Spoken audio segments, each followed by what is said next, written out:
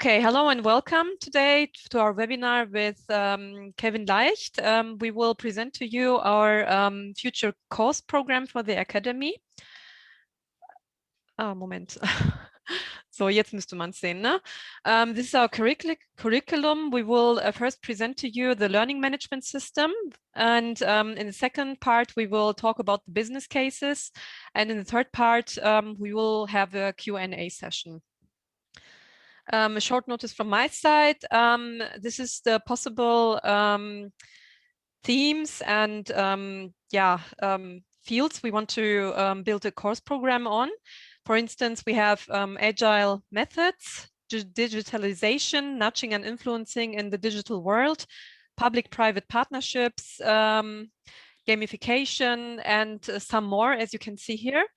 I think also one big part is this corporate digital responsibility and remote management.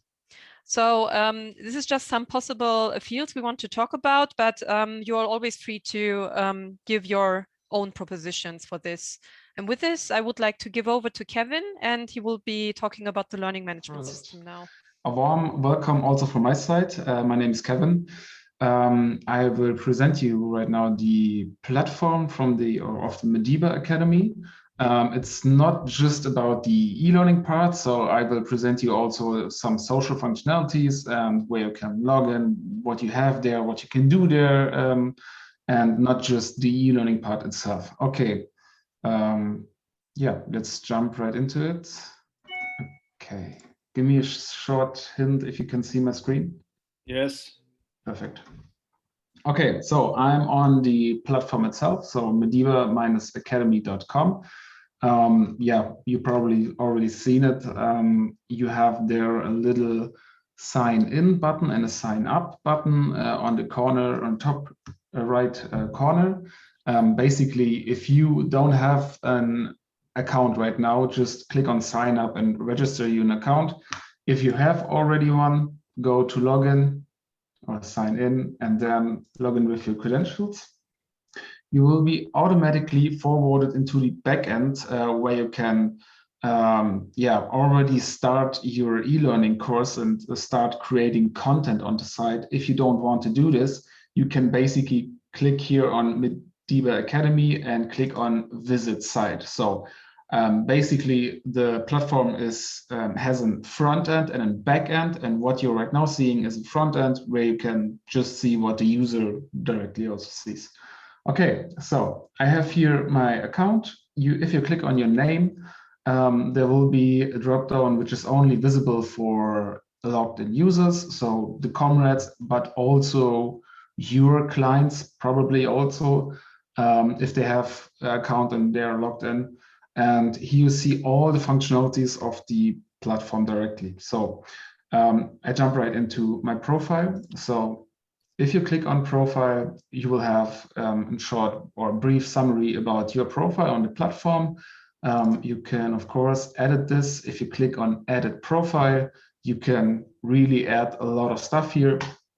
You can put in about me text. You can link your social profiles like LinkedIn and so on. Yeah, and also a lot of other questions, and also specify your, how can I say, your topic which you're working in, and basically your role. So a lot of stuff to do there. If you're ready, click on Save Changes. Okay. Also, we have like a timeline. If you go to timeline, you will see all the new stuff from other people which you are connected.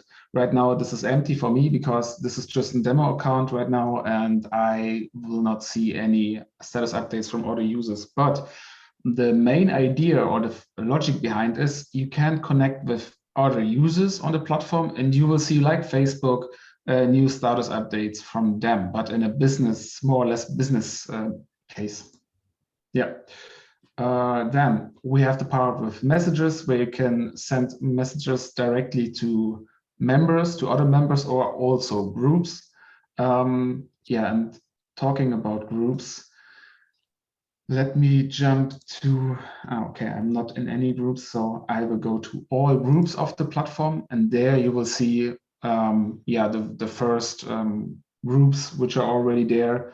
And just briefly, you can create groups with a specific think tank, maybe with a specific topic, like Ausschreibung, or what was the name? Tender research and sales Tender here. research, thank you. Yeah, okay. So basically, you can split yeah, groups into specific topics and also create forums there or upload documents, chat within the group. So there's a really big component on social functionalities. Okay. Also, if you're having like a group of people who want to, or who are saying, okay, they need to join to this platform, you can do this by email invites. So in your profile dropdown, there's the menu point, email invites, and here you can really add, you see with the plus, a lot of email addresses, send them a specific text and say, hey, let's join to the Madiba Academy where we can discuss this and this and this. So just as an example. This is also like our main goal to how we are inviting people into this platform, because I guess so that we are discontinuing an open registration and let's say just for invites only. Yeah. Okay, next thing would be then finally the e-learning courses stuff. So you see e-learning courses, there are already 2 courses created, which one of them are from me, it's Welcome Comrade, and one is from Saskia.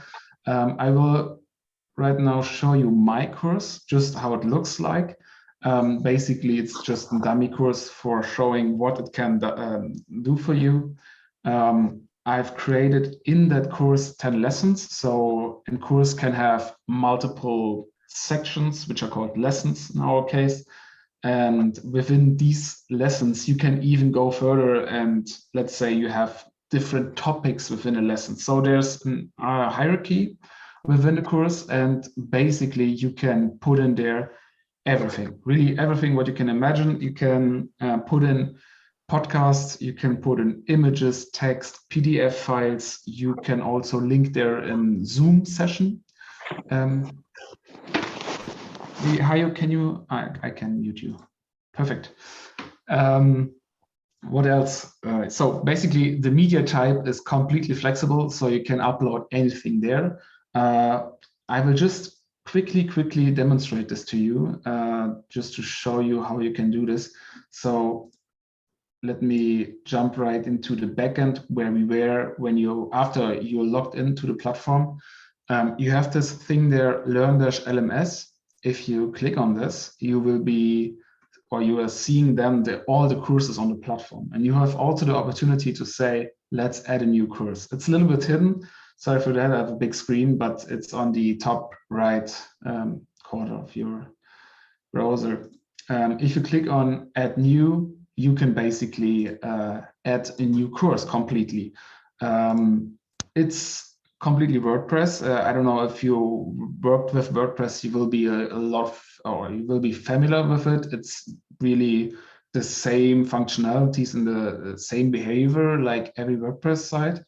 But you can give your course a name. Then you can basically start already writing with your or already uploading your content. And the content is really, I click here on the plus and then of browse all, you will have a lot of media types which you can yeah, upload there. So I just going quickly through, you have the videos, you have files, images, audio, but also just normal text. So that's for this. We have also a builder there where you can start building the hierarchies. So let's say you have topic A, and within topic A, you have A.1 and so on and so on. So it's like nested content. This is also possible. A short overlook about the monetization about our courses, but this is also, I guess, coming later from Hayo. basically we have the opportunity to say, okay, let's make an open course, which are where everyone can just jump in and consume the content. Open means you don't even need an account for this. So even if you are looking for this course on Google, you will find that course and people can enjoy it or can really enroll them in your course and get all the content. Then there is the free option. Only people with an account can attend. Buy now, of course, is you can give the course a course price, let's say for $29 or euros, sorry. And then it's really already, not right now, but then we can collect like course fees. So only if you're paying that amount, people can enroll into your course and see the content. Recurring is like a membership program. So we have then billing cycles, let's say every year or a month, and basically subscription model is also possible. And then closed is really just for invites only.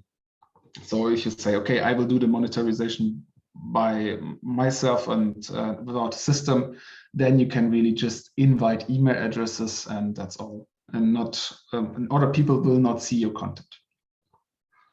Okay, what else? Then we have a lot of things going on there with gamification. So you can do there a lot of points. So let's say if you have you can, how can I say, create questions and quizzes, sorry.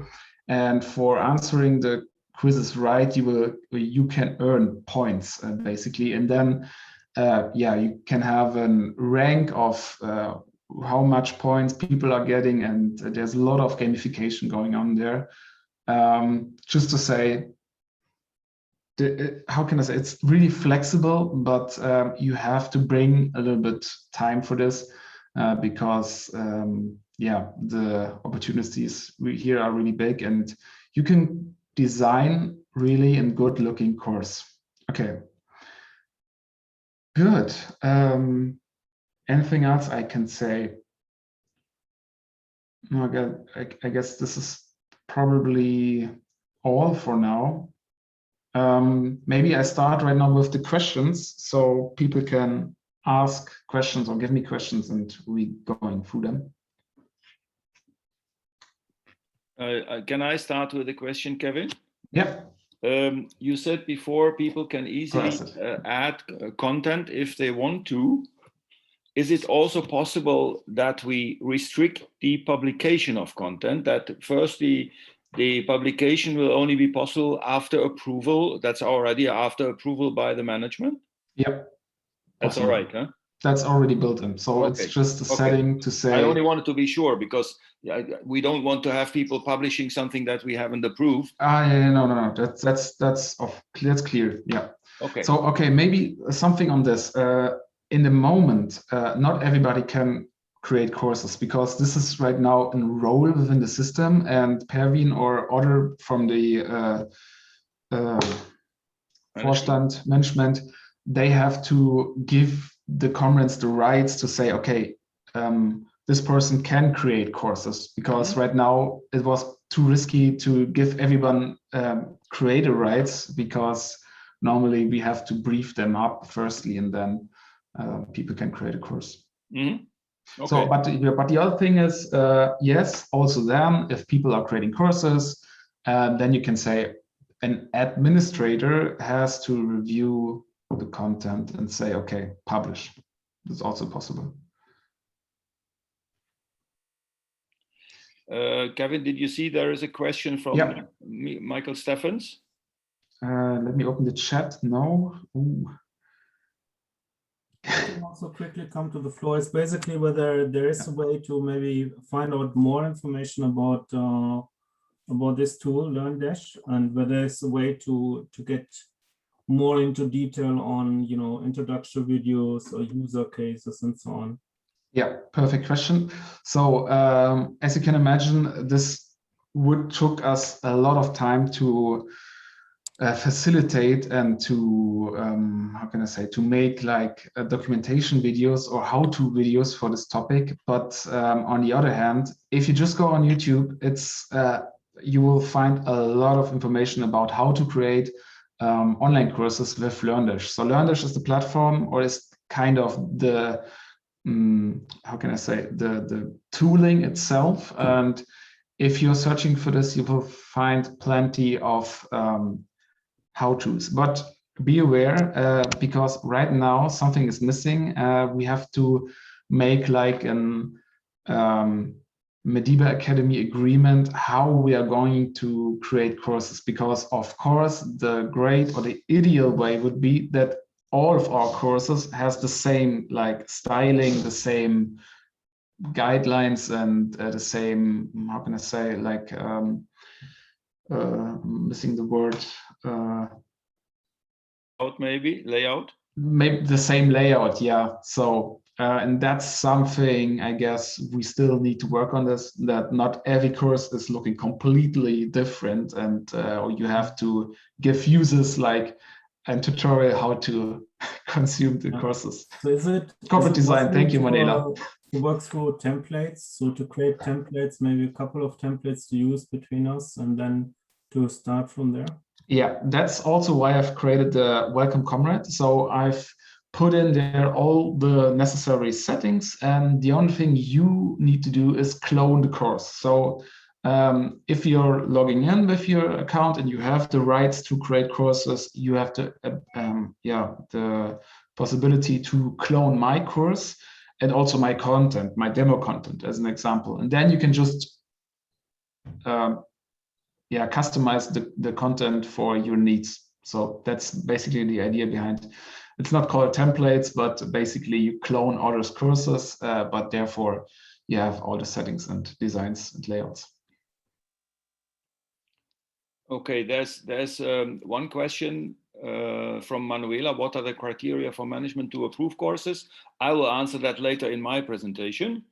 Then there's a one that you can answer, Kevin, maybe. How do I get from the front end to the back end and to the dashboard? I think you showed that, but maybe you have to show that again.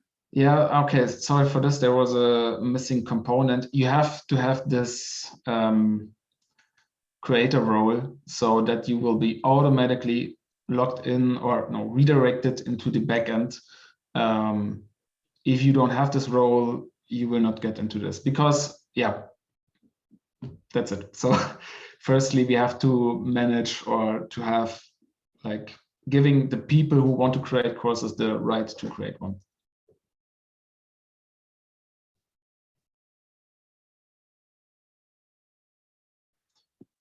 Any more questions from the audience to Kevin? Yeah, maybe the thing with how do I get creator rights, that's also a question mark from my side, but I guess this is coming also from you, Hayo.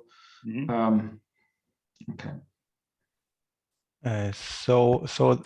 Can we see the creator page or the backend just to have a visual idea of it, please? Okay. I will share my screen right now. You mean you by yourself, or? Well, everyone in this tutorial. I think this is a great opportunity to show the full scope. Yeah. So thank you. The idea is basically, I will add there a link in the menu. So because in the moment, no one can create, beside of Saskia, no one can create courses because no one has the right, I guess. But I will add here a link and say course management or something like this. But in the moment, if you would have the rights and you log into the platform, you will be, bad example, but you will be redirected in the admin mode, where you have here the LearnDash LMS, and then also courses. And here you see your courses. This is which I just created one, the draft one, and you can edit this one. It's basically like a WordPress blog, but it's not normal blog post, but course content. Thanks. Yeah, and this is way too much information for the small period of time. So the idea is basically to share some links. I mean, really, there are a lot of documentation outside there and how-to and YouTube tutorials and so on, to make like a list of 3-4 links where you can gather all the information and let's say clone my course and then start right into it and say, okay, here are my 5 videos as an example, or PDF files. Upload this, give it a price, and make a quiz as an example, and have it already online.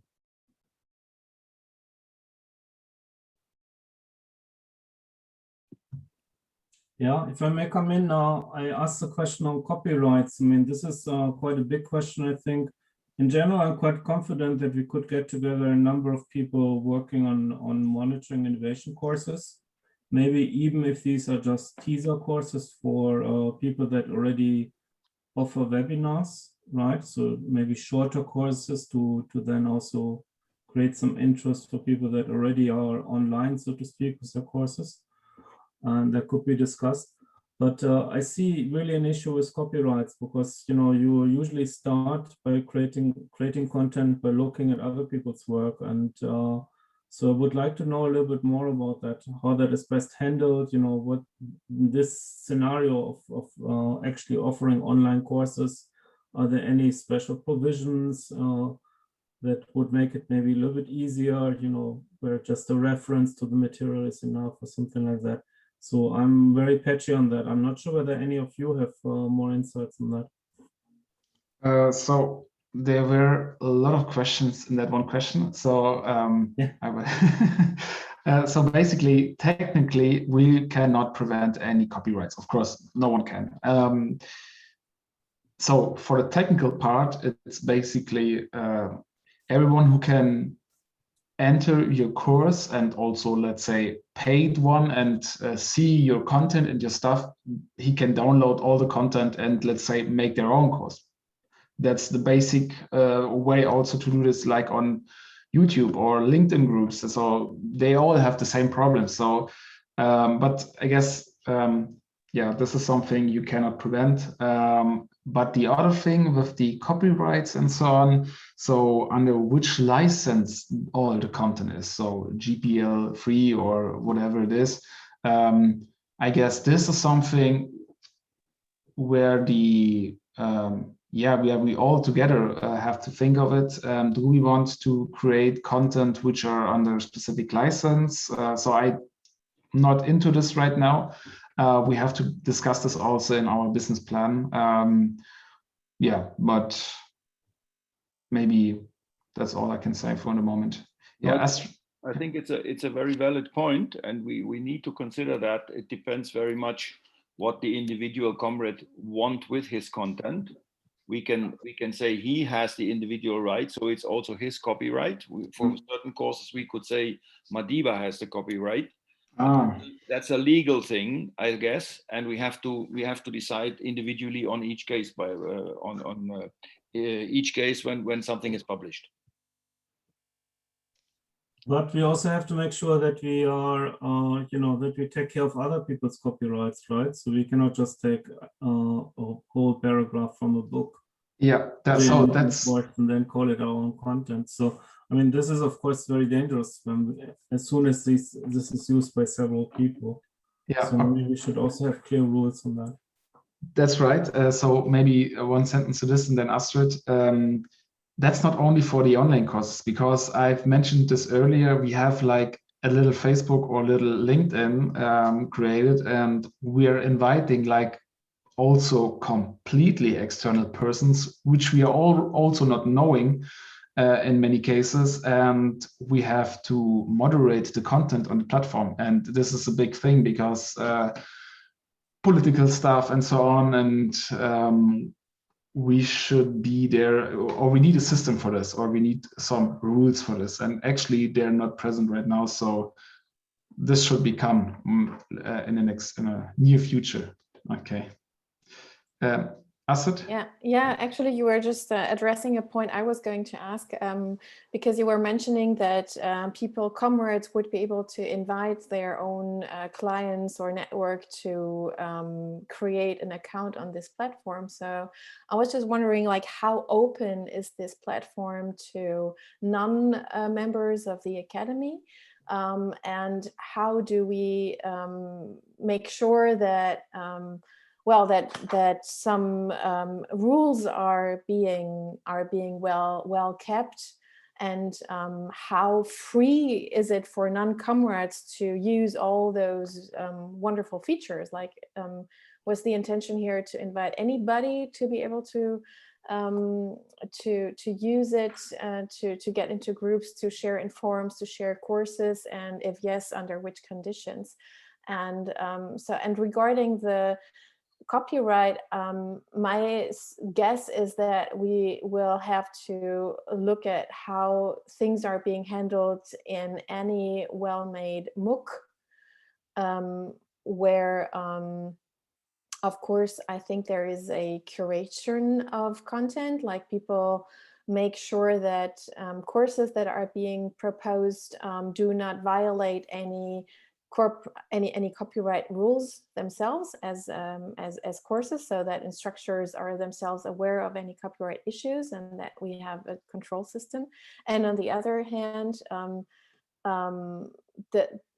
I think we will never be able to prevent people from recording their screen and keeping content, but it's just the way it's being done with any MOOC out there, and I think we will have to live with it. I mean, as soon as you start publishing your content and your class, you cannot prevent people from storing it in the way they want, or from sharing it. So I'm not so much into that subject, so maybe it would be interesting to see at some of the best practice examples in other MOOCs, if there is any other way to how they handle copyright. It's basically in the moment not important for us in my sense, because start with the content and these are minor problems. If you have already like a flow of clients, then you can discuss about this, but only then. Let's first, I guess, create some rules, some basic rules how to play on the platform, and then, more in detail. Yeah, I see it the same way. I mean, Uwe, who is the legal part in our management, he would have an answer to that already, I guess, and we'll go into details with these issues. But for the moment, we have first created the different business cases, which I will later show. That means how content can be created and be published and how it's going to be paid for. But of course, we need to consider copyrights. And I mean, everybody who creates content is responsible for his own content. Madiba cannot be responsible for the content that somebody produces. I mean, first of all, it's the person or the comrade himself or herself. But when it is being published and it's on our platform, we take over some part of the right. And that's where we have to be careful, and that's why it has to be approved by us. But I will discuss that when Uwe is back, and we'll see how we create the rules. That is some of the next works that we will be doing, and we will publish it to everybody and get your feedback, hopefully. And then we'll see how this content can be produced in the future. Yeah, maybe the question from Eric also with the can a course in VR be created yet? So the platform has nothing to do with VR. It's really just, how can I say, regular media files. But what you can do is, of course, a link to other platforms. So you can have an introduction in your course about a VR topic, and then forward your clients in the course to, let's say, some platform, VR platform, where you can then enjoy a world or something. So, but the platform itself has nothing to do with VR directly. But of course, maybe Pervin, you can say something about the project that we recently did, where we had this VR platform and the VR possibilities to show that this is possible. It is possible, but as Kevin says, has nothing to do with our platform. VR technology is something totally different. It's like producing a video and you only do it in VR, and that's the only difference. I'm not quite sure what you mean. Do you mean spatial? So maybe I jump into this. Yeah, exactly. So if you want to use really VR or something, use maybe spatial, but that's just an example. Yeah, there are a lot of other things out there, but there's no direct functionality from our platform. We are just redirecting to other services. But I mean, you're doing this the same also with Zoom. So it's not really a problem. You can also do this and say you have a part on the Madiba platform itself, and for a few parts, you can redirect the user to like spatial or any others. Yeah, that's what I meant as well. Seems not so. Okay, Kevin, then thank you very much for this introduction. And maybe what you could also do, put some links somewhere to YouTube videos where people can see how things can be produced. Let's say 2 or 3 which you think are most important, and people don't have to search for them by themselves. Maybe you can put such links somewhere in the platform so we can find them easily. Right. You will see them in the course, which is already available. So welcome, comrade. You will find there also links. Mm-hmm. Okay. Very good. Oh, that's great. Thank you, Kevin. Thank you very much. Okay, if there are no more questions to this part, then I would like to show you what we have prepared in between regarding the different business cases. Let me just see, I need to share my screen. Can you see that already? Yes, we can see that. Okay. You probably remember, or some of you may remember, that there was a draft process description already prepared last year by different comrades during the preparation phase. This is the overview of the 3 business cases that they have seen last year and the description of that. And I'm sure some of you guys have seen that before. Based on that, we have continued in preparing, or in, let's say, describing the processes in a little bit more detail. And we'll start with the first business case with tender marketing. That means somebody has a tender, let's say GIZ or IPTET or somebody similar. And how do we go about such a case? And in this case, I think I'll have to switch that off. Otherwise, I don't see everything. You see here that the GIZ requests by a tender shown up here, or we apply for, let's say, a proposal within a tender, but I mean, the documents come from there. We try to identify comrades that form a proposal team. This proposal team has the task to analyze the terms, to prepare the bid, to build a project team, and to suggest commercial conditions based on the Madiba Academy standards. Then, if this proposal is prepared, it goes back to Madiba management and we submit it to GIZ. That means on that way, proposal approved by Madiba board, it will be submitted to the GIZ or let's say the party that did the tender. Should we win this tender, that means we'll get a contract. Then this is the red line here. The contract comes to us. We'll take the project team that was identified here, and the project team will then execute this project, will complete this project. Here the project is completed. The completion goes again to the management, and the management sends the finalized project and the invoice to GIZ or to the tender party. Then from there, we receive 100% payment as agreed in the contract that we have with them. We'll pay 70% to the project team, and we pay a bonus to the proposal team, which not necessarily are the same persons, because the proposal team sometimes are different than the people in the project team. But in case such a project is won, then the proposal team is going to get a bonus as well. This bonus depends on the conditions of the whole project, and we cannot say it's X%, because that can be very different. But it is usually a percentage of the daily rate that is being received in the contract, or a percentage of the total budget.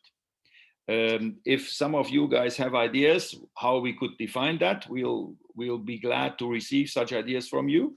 But so far we wanted to leave that open. We had last time when we made the proposal, Susanna will remember, we had said that everybody who was, let's say, on the proposal team receives 500 euros for preparing this proposal. It was a very small proposal with I think, if I remember correctly, something like 35,000 euros in total, and we were 5 people, so it was altogether 5 times 500 euros that Madiba was supposed to pay then, in this case, to the proposal team. Is that part of the process fairly clear to you, or do you have questions to that?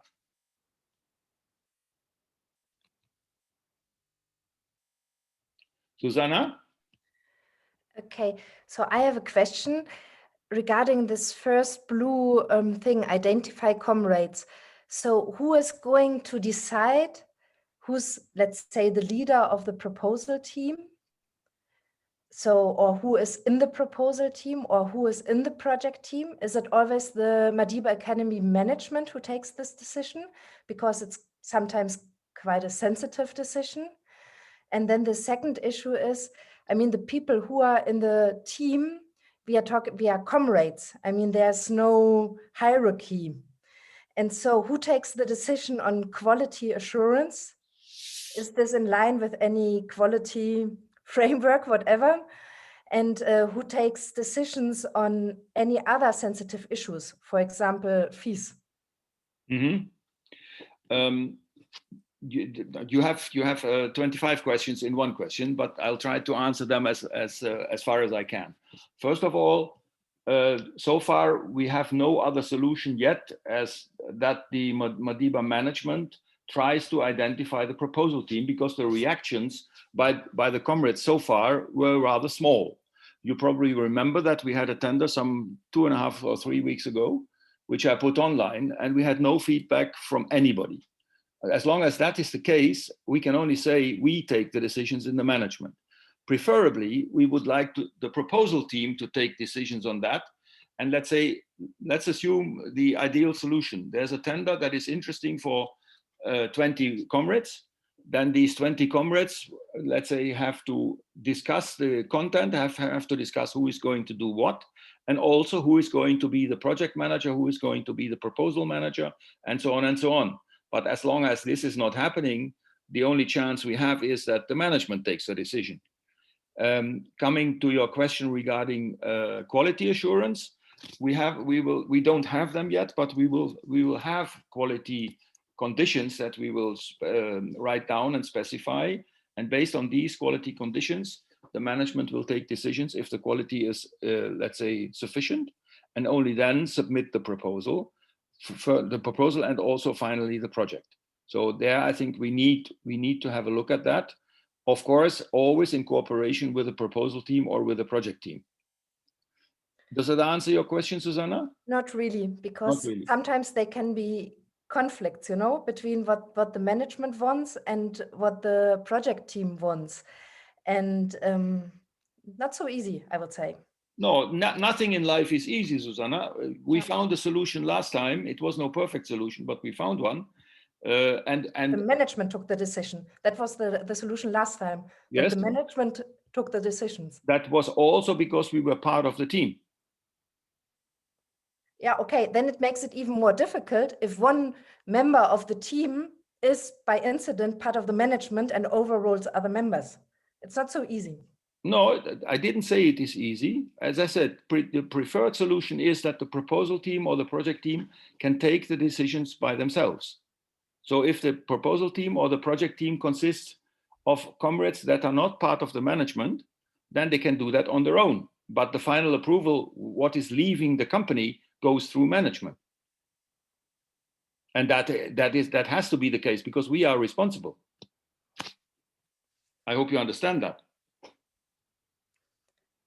Yeah, therefore I say this identify comrades, it might be easier if there's some, I don't know, if it's not just the management who takes the decision who is in the team, But if there's some kind of team within Madiba Academy who can take these decisions. I think the one big chance of the platform that Kevin has just presented is that comrades will start filling in their profiles in a very detailed way, hopefully, and really start showing all the fields of expertise they have, and so this so that they will be able also to identify within each other possible mates for a bid. And then if a bid is put into the platform as in a form of like open Anfrage, open quest for anybody to react, pragmatically, I think that there will be something like a first come, first serve thing, like somebody will react first and will be invited to start looking out for a team and put people together. At least this is how I work in the other network I'm active in. We are a Slack community, and whenever there is something coming in, it's people react and they start self-organize around the teams they start building together. And sometimes you react 5 days later and the team is already all set, but that's life. So and the more independent and agile we react on this as comrades, I think the most easy thing it will be. And then if the board sets a good framework for quality management, like the criteria that have to be fulfilled for a proposal to be able to leave the company as a then there will the more precise it is, the more easy it will be for the teams to comply. I think that will be my guess here. Thank you very much, Astrid. That is perfectly right. I think the platform gives us a lot of possibilities, and that's why we said we identify comrades by, let's say, publishing what we have found here or what we have received. You know, this tender does not come automatically to us. We identify that, or some comrade identifies that and gives us a hint that there is a tender. And then we have to try to form quickly a proposal team. And the faster we are, the better we are. Sometimes we have only 1 week or 10 days or so to prepare a proposal. So you cannot spend 2 days or 3 days by deciding who is going to do that. So the first come, first serve rule must apply if, let's say, the people that have, apply for participating, if they can fulfill these conditions here. Susanna? I think it was first Eric. Thank you very much, Susanna. Sorry, I didn't. I just wanted to add to that, if there's a conflict between the board and the proposal team, then of course the supervisory board can also be active there and try to solve this conflict on a kind of, let's say, higher level, but also corporate and comrades interested level, just for a possible solution for next time. Yeah, but that I think is the exceptional solution, I would say. I don't want this. For sure, that's why it's conflict management. Yes, yeah, yes. Yeah, but only really in case, because you are not meeting every day, and it would probably be rather difficult to, let's say, get the supervisory board together regarding a decision who is going to work on this proposal. I don't think that is a good and practical solution that we can use very often. The thing here I wanted to highlight is that we are comrades. We are not working for some company. We are not paid staff or paid consultant working in a process. And this requires quite a lot of self-organization within the proposal team, who does not know each other, who are working on equal level as comrades. And it's a conflict with principles where there's just the management who takes the final decision. You know, you work in two different logics, and that makes it complicated. Do you have a good solution, Susanna? You say there's a conflict, you say it's difficult, but what is your idea? I think you cannot go back to this, and in the end, the management just decides. The management decides who is in the team, or the management decides if how in the end the decisions are taken. For example, Astrid gave another solution: first come, first serve. This is also an option, you know, which allows quick response to calls. And I think there are also more options. I'm just saying that the option that you are presenting is for me not ideal for this two different logics that are applying within our Genossenschaft. Okay, Manuela has raised her hand. I didn't see that immediately, Manuela. No worries, I just press it right now. So I would like to Susanna said and ask how in this concept would you avoid that the usual suspects, so to speak, always get the bids and get the proposals? So how do you make sure that the idea of supporting comrades who might be into the process of getting experts in the field get a fair chance to participate in the projects? Be the first match because of maybe lack of experience, but who have a clear interest and are on their way to gaining expertise. So how to make sure that they get a proper chance in the teams? You cannot do more than publishing such an idea, than publishing such a tender, and ask everybody who wants to participate to apply for participation. That's the only thing you can do.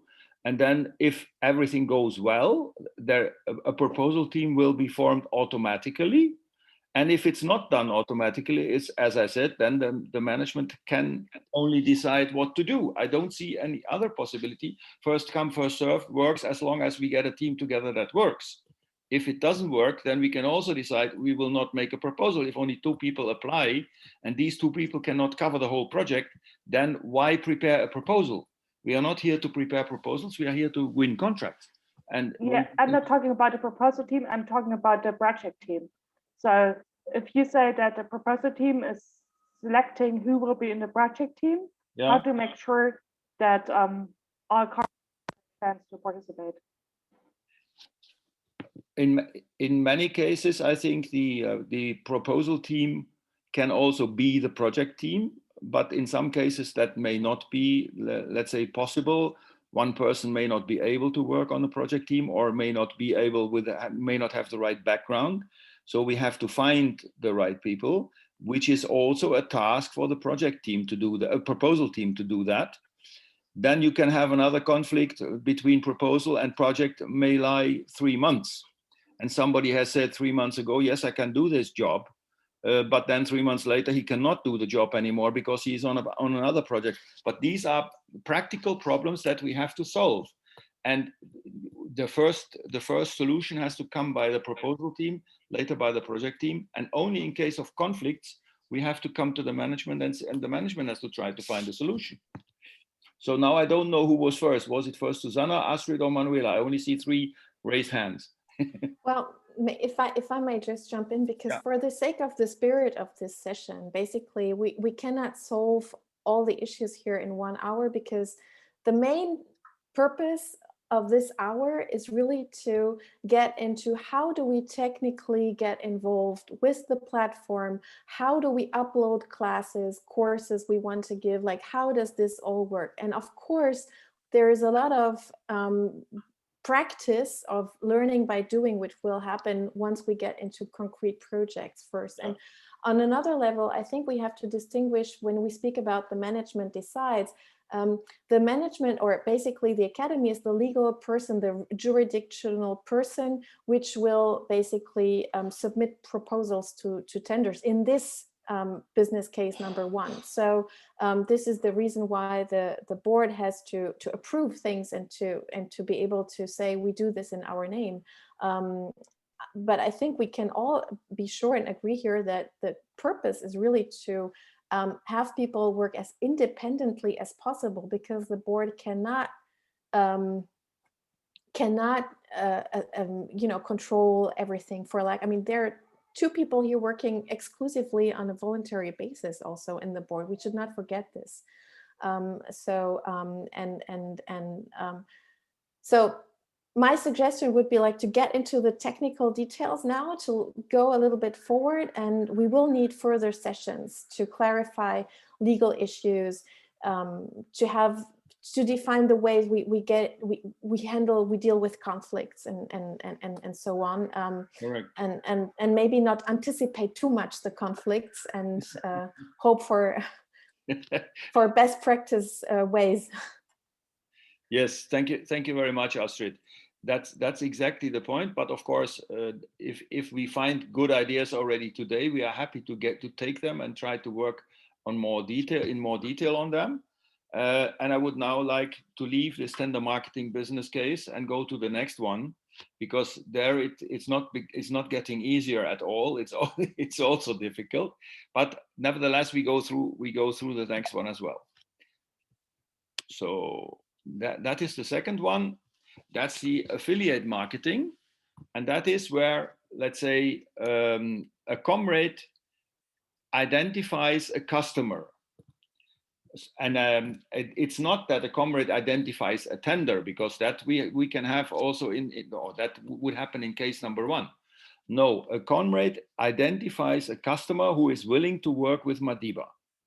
Then Madiba has to, let's say, have a contract with this customer. And then again, we have to do, like in the first case, identify a project team. If we have to do a proposal first, then the same thing happens like in business case number one. But if it's very clear, if the contract is, let's say, drafted already by this customer, then we have to follow the rules of this contract. And we have to, let's say, create such a project team that will be working on this contract. And we will have the same conflicts as we had them before. Which people do we find? How do we form the project team? Who is doing what? Who is deciding what? So that's the same thing. But nevertheless, a project team has to be formed, and a project team will have to work on this proposal or on this project and has to execute this project. Regarding invoicing and payment, we have a similar case. We get after completion of the project, or maybe in steps and stages, we get payment for this contract. 70% goes again to the project team. And we have thought that up to 15% can go to this initiating comrade. This up to 15% has to depend on certain conditions. I cannot tell you now which conditions that could be, because I don't really know how often such a thing will happen, that we'll get a contract immediately, let's say, put on our table and say, you sign here. Normally, there's a bit more work to be done before. And that is why the 15% rule, let's say, can apply if really we don't have to do much than sign the contract. If we have to prepare a proposal, if we have to discuss, if we have to form a team, blah, blah, blah, before, then also this team needs to be paid, and then the initiating comrade will probably get a little less than 15% of the whole budget. Is that case fairly clear to you, or is there any question that I need to clarify?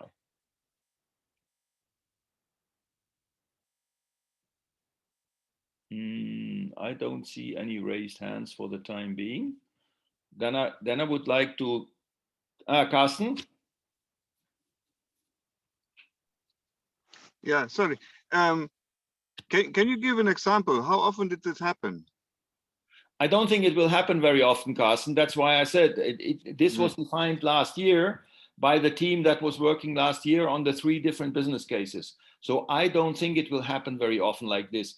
What will happen more, in my opinion, is that, for example, we have some comrades who are working for the GIZ. They might give us a hint and say, look, there's going to be a tender with blah, blah, blah. And that may be interesting for the Madiba Academy. And then this comrade, let's say, can get a bonus for giving us this hint once we win this contract. But then the principle is like in business case number 1. So I don't think there are many cases that somebody comes and says, we have a project here, can you do it? But they defined it last year like this. So that's why I put it here, or that's why we, let's say, took it up and said, okay, if such a case exists, then we will do it like that. Okay, good. Then let's go to the ones that I think will be happening more often. That means that we are producing content, and that the content is let's say published, or the content is given to external or to internal people. I first defined, you remember business case, let me go back to the cases that we had in the beginning. You see here, self-marketing services, that's how it was called. And comrades offer content, and then it goes to external customers. That was the situation that was described last year, which we thought is not really sufficient for all the possibilities that exist in there. So we said first, the content may be webinars, workshops, or tutorials. The content may be available as reproduced version. The content may be available as online measure. The content may be supplied by comrades. The content may be supplied by external customers. The content may be ready by a supplier. That means everything is done and it can be published as it is. Or the content may be produced by Madiba Academy or external partners. So there's an effort to be done before it can be published. And this effort cannot be done by the comrade or the customer for whatever reason. So Madiba Academy has to assist with that. And these cases I now try to describe and try to show how we want to follow these cases up, because I think that is the major part how Madiba can, let's say, offer services or offer content to the external world, or also to, of course, to the comrades themselves. Now, the first one is that a comrade produces content himself. A comrade has an idea for content, comes to Madiba management and says, and sends this proposal to madiba@madibaacademy.com. We'll have a quality control, let's say, by the management or by a team that will be formed for quality control. Let's say in a couple of months or maybe in a year, maybe the management is not able to do all this task. And as Astrid mentioned, two of us are also working here voluntarily, and we'll probably need help from other comrades who do this quality control, and we'll have a special team for that who can do that.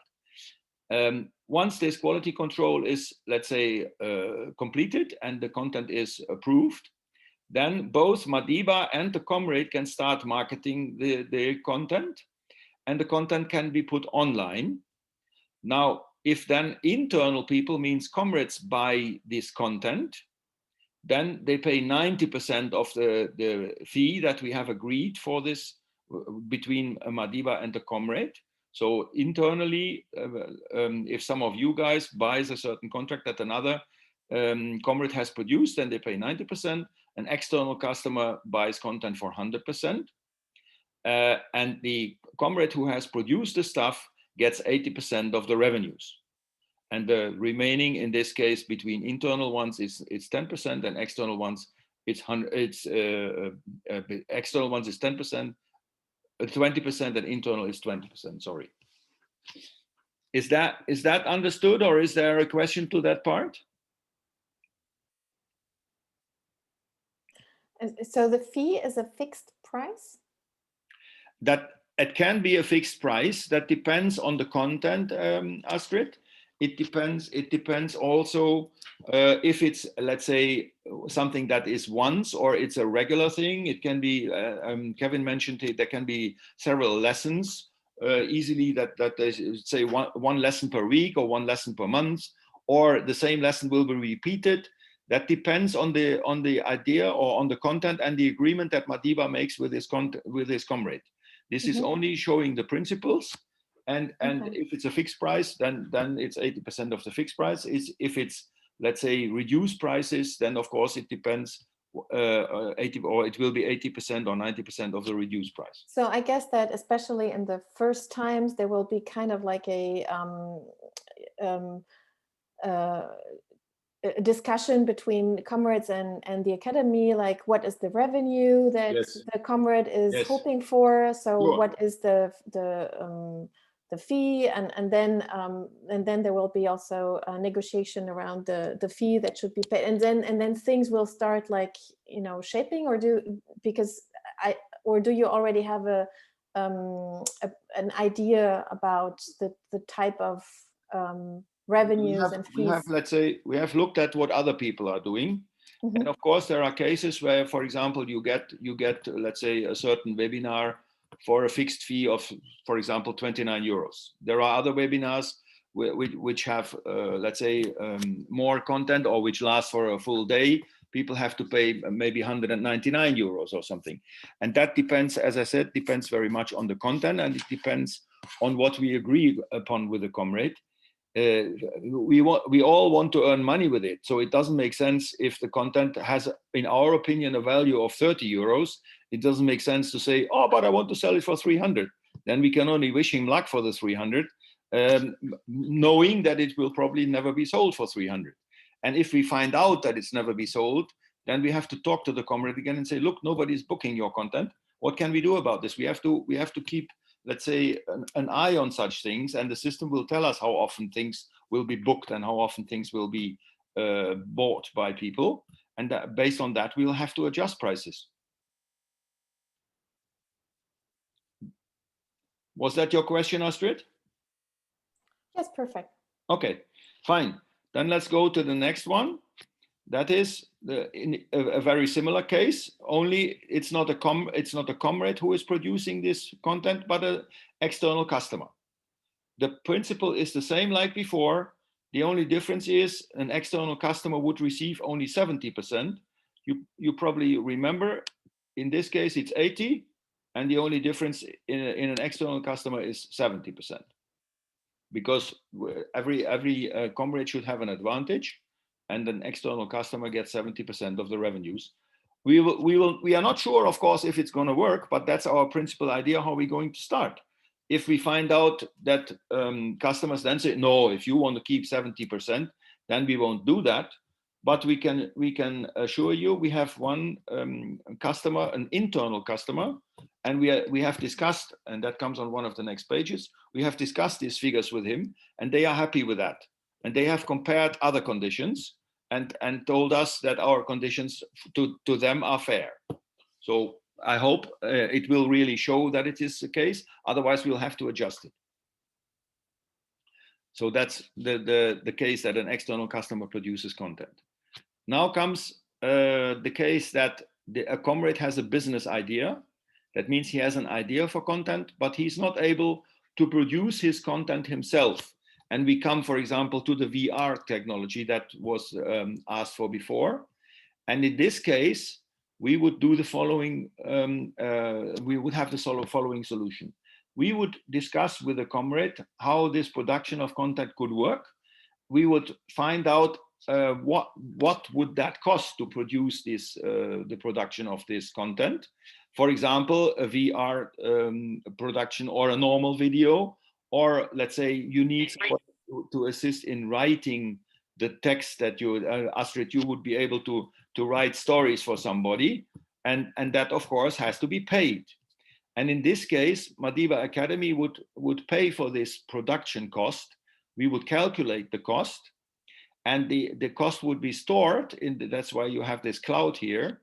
And then the payment to the comrade would be 70% until all the costs that we had with production of the content would be covered. And after that, he would get 80% like before, and all the rest is similar.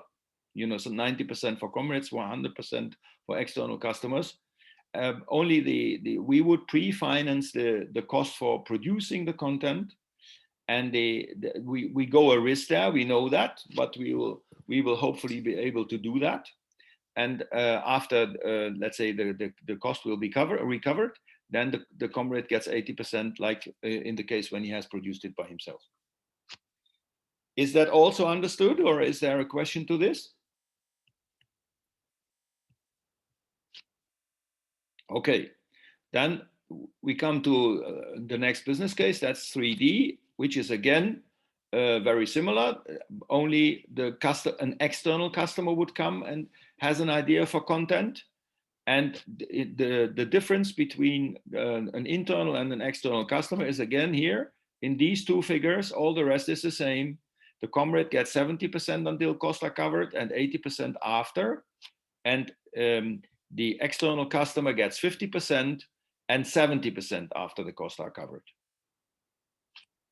I guess that's also clear that we have an advantage for internal comrades, and external customers, let's say, have to wait a little longer I mean, we pre-finance something and he doesn't have much of a risk. So we take over a lot of risk. And that's why we say the 50% we believe is a fair solution. Okay, that's 3D. And then let's say comes a short description. Oh, I have to change that window here a little bit, otherwise I can't read everything.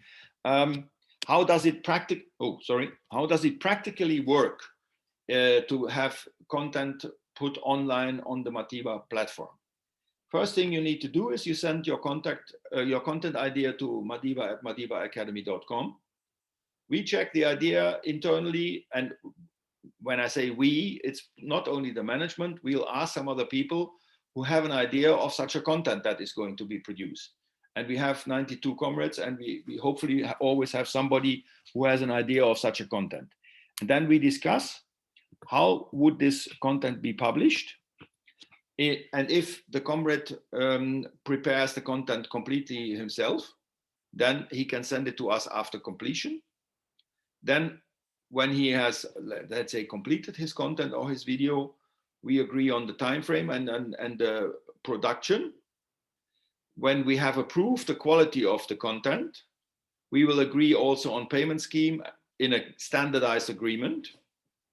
And based on that agreement, the content can be put online. That's why I asked Kevin before if that can be restricted, and he confirmed that it's necessary that it can only be, let's say, put online after we have approved the content. And then the comrade can start with marketing, and Madiba will start with marketing. Madiba will register customers, collect fees, and pay revenue shares to the comrade on a quarterly basis. That's the principal idea. The quarterly basis doesn't always have to be the case. There can be exceptions, but quarterly basis is what we had as, let's say, as an initial idea, especially when you think of the next slide, when the content is produced by Madiba, then I think it's better if we keep the quarterly basis, or sometimes even a longer period, because we need to recover our cost. Is that fairly clear, or is there any question to this, let's say, short process description? Okay. Then the next point is when you think of online training that is going to be published and executed, because the other one was let's say content of what that is pre-produced. Again, you send the content idea to us. We check the idea and discuss internally how to execute this online training. Then we need to see, let's say, the accompanying content. I mean, online training is not only that you see, that you sit there and have a speech. You usually have some slides or short videos or things like that, that you, let's say, show together with your own person. So we need to do a quality assurance and a quality approval as well. Then we agree on a payment scheme, and again, in a standardized agreement. Based on that agreement, you can plan the execution of your online training and start marketing your online training. Madiba will do the same. Again, like before, do marketing, register customers, collect fees upfront, pay revenue shares, and distribute slides to customers after the training. If you want that, you know, some trainers may do that by himself, but if not, then we can also produce, send the slides to the customers. What we can also do, but that can also be done by the trainer or by the comrade himself. If, like today, online training will be recorded, it can be published later on the Academy platform, and we will have maybe reduced fees for such recorded sessions. That is again something that we will have to, let's say, decide on in this agreement that we do in the beginning. That sometimes that may be also a case that after 10 sessions, we agree that it doesn't make sense to put it longer online, then we can take it out. But that is, let's say, an individual thing that can be discussed and agreed upon with every individual comrade that produces such a stuff. Okay, that is what I wanted to show to you today. I would be glad if all of you give it a second thought. I mean, we'll put the whole recording today online. I can also send the slides to all of you or to everybody. I can even put them on the platform so everybody can get the slides. And if you have ideas how to improve and how to do that better and how to, let's say, improve, then we'll be glad to consider that and to continue in the further preparation. There may be more questions without looking at the slides. And if you have such questions, then please ask them or send them to us later. That is also a possibility that we answer such questions. Let me see if there were more in the chat. No, I don't think so. Code of conduct, yes. Yes. Yeah. Okay. Okay. I've taken notes on some of the questions and some of the proposals that you have made, and I think we'll try to consider that for the next steps. We will go into more detailed descriptions in the next weeks. And sorry, I see Eric, you have raised your hand. You probably want to ask or tell me something. Yes, I just saw a big message in the chat from Susanna, but just first of all, thank you so much. Thank you to you, Hayo, and to Kevin for this presentation. This really gives a great overview, and I think this platform has a lot of opportunities for us. What I personally got a little bit confused about in the end was like how much does the comrade get and we get, so to make these things as simple as possible. And I understood you as you set it in those like 3 stages, 90, 80, 70%, to keep these things as simple as possible and keep as little barriers for each comrade as possible. That would be great. And now maybe to Susanna, I didn't read all the message. Maybe you can put it in words. No, it's fine. I didn't. It was just an add on the discussion which was going on in the chat, like to work on learning, to do learning by cases instead of setting up. I totally agree, and I just wanted to share my my learnings from our first case of writing together a tender. And I was not too prepared. I've never seen these processes before, like the PowerPoints, and so I was not too prepared to comment on it. Yeah, but there are still things that need to be changed in my point of view. And so this is what I put in the comment. But I don't want to pick up the discussion again because we are already late. Okay. No, thank you very much, Susanna. We'll take that up, and as I said, I'll be happy if you send us additional ideas, additional comments to what we have showed to you here. That's why we also record the whole thing, so everybody can go back to the things, and I'll put the slides online so everybody can see them later again and go into details and tell me, oh, this doesn't work like this, or we will suggest that to do it like that and that. And if you have ideas for let's say the points that we had before regarding the rules, regarding the licensing and things like that, I know there are some legal people in the company, they might have ideas regarding that, so we can also consider that in the management and see how we can continue with this. We'll very soon be able to go online with our staff, because as you probably realized in the invitation from Perrin, that the process is now going to the court, and we still hope that the registration is going to be completed within the next 2 weeks. So let's keep fingers crossed that this is the case, and then we can really start working, because then we are a real Genossenschaft. Eric, you still have your hand raised. Is there anything more from you? Actually, these were clapping hands, so I'm very much looking forward to. I only saw the hand. Sorry. 2 weeks. No, it's perfect. Thank you. Thank you, Hayo.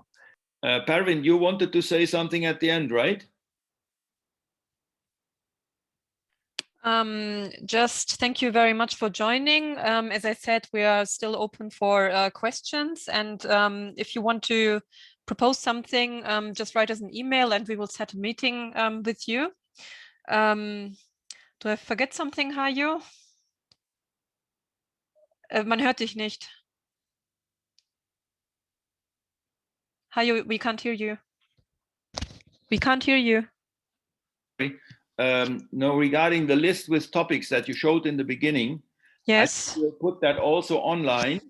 And we invite everybody to comment on this list or make proposals for additional topics, or, and that would be preferred, have the first proposal for content that we put online and under one of the topics or under a new topic. The sooner the better, I would say.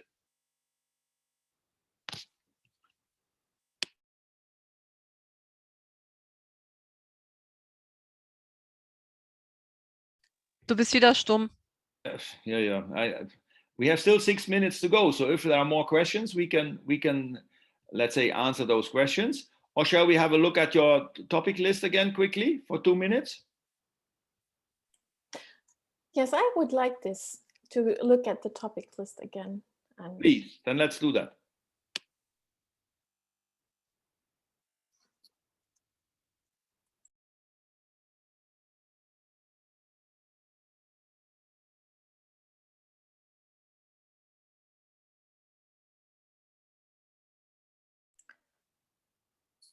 because we are a digital academy, yes. So it's interesting to see, like, where do we try to set the how do you say Schwerpunkte? Can you see my screen now?